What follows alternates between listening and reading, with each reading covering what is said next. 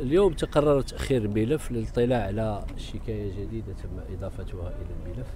شنو الجهة اللي ضافت الاستاذ؟ ربما طرف آخر كان في فيديو معين هو الذي تقدم اليوم بشكاية وتم ضمها إلى الملف، وهذا لا يؤثر على مسار القضية باعتبار أنه هناك تنازلات من جميع الأطراف، ولكن تم تأخير الملف للاطلاع على هذه الشكاية، وتقدمنا كدفاع بملتمس من جديد يرمي إلى تمتيعه بالسراح المؤقت، والمحكمة لها السلطة التقديرية في تمتيعه بذلك، ولها كذلك السلطة في أن ترفض الطلب، ولكن نحن ثقتنا كبيرة في العدالة المغربية.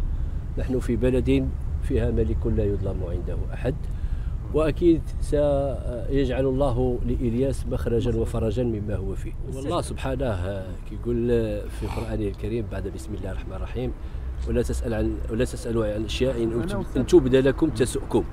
فنحنا كنحاولوا ما أمكن أنه هذا الملف هذا يتطوى بأقل الأضرار. حنا في بلد صحيح أنه متعدد الطوائف، ولكن نحن وحدة واحدة، شعب واحد، لا فرق بين عربيين وبين ريفيين وبين صحراويين وبين أمازيغي.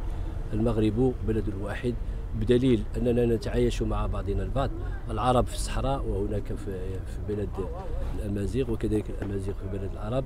التسامح هو الذي يجمعنا، المغربية التمغربية هي التي تجمعنا، وبالتالي فإنه حتى توالي هذه الشكايات فليس من شأنها التأثير على المسار القانوني للقضيه. نظرا لهذا غيكون واحد المقاطعه ديال هو صحيح انه المحامون سيقاطعون الجلسات، وكذلك ستكون هناك تجميد لمهام الدفاع حتى إشعار آخر من طرف جمعية هيئات المحامين بالمغرب.